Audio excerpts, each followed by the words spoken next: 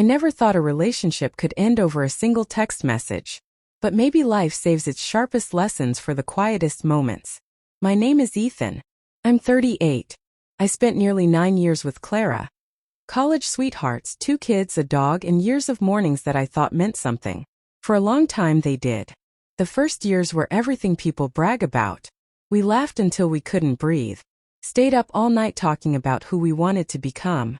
Walked hand in hand through empty streets as if the world existed only for us. She was bright, fearless, magnetic. I was steady, dependable, and for a while that mattered. But somewhere around year 6 something shifted. Not all at once. Slowly, quietly, like a flame losing oxygen. She stayed out later, laughed at jokes on her phone instead of mine, slipped away to work events that seemed to multiply out of nowhere. When I tried to reach her, really reach her, it felt like she was reading from a script. I told myself it was stress. I cleaned more, cooked more, spaced out my own needs. I convinced myself love wasn't supposed to feel like fireworks every night. Then came the cracks. Small ones, subtle ones, but real. She stopped laughing, brushed past me like an inconvenience, avoided my eyes as if they held questions she didn't want to answer. I became a ghost in my own home. Then came the text. It buzzed on my screen just as I finished work on a Friday. 4 words. I'm with Jake tonight. My heart stuttered before my brain caught up. And in that instant, that tiny brutal instant, everything I had carried, protected, fought for shattered. It wasn't the words. It was the declaration behind them. She had moved on. Long before I saw it. For a moment rage flickered. Humiliation. Grief. But then something unexpected settled in. Clarity. A calm so sharp it almost hurt. I realized I had been trying to save the only part of the relationship I could control, my effort, while she'd quietly withdrawn hers. And now I had a choice. So I typed 4 words.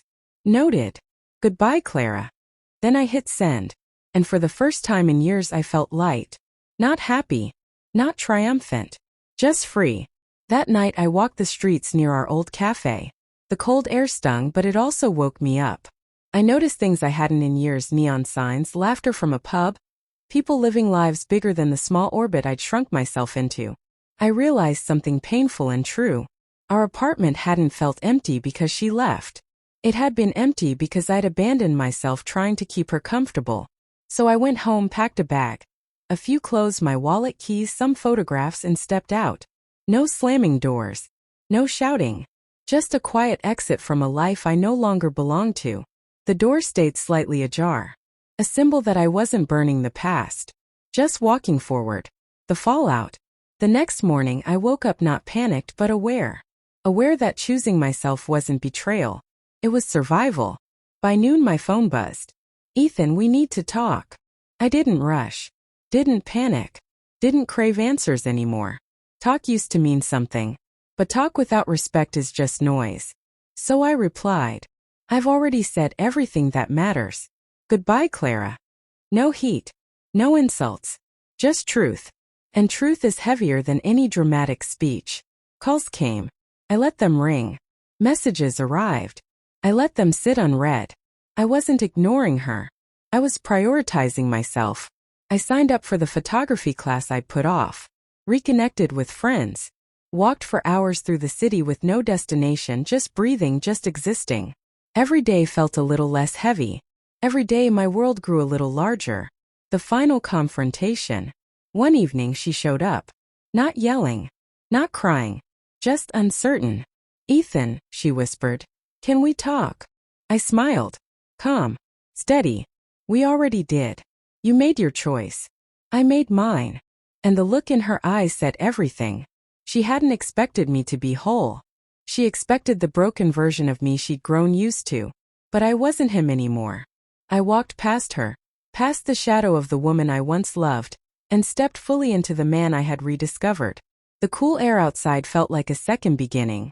And for the first time I understood. Love, respect, and dignity aren't things you chase.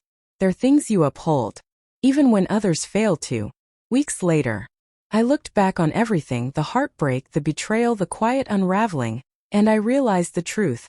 Her text, sharp as it was, had been a gift. A brutal, honest gift that forced me to reclaim the parts of myself I'd given away piece by piece. I'm not pretending it didn't hurt, but the pain carved space inside me. Space for clarity. Space for strength.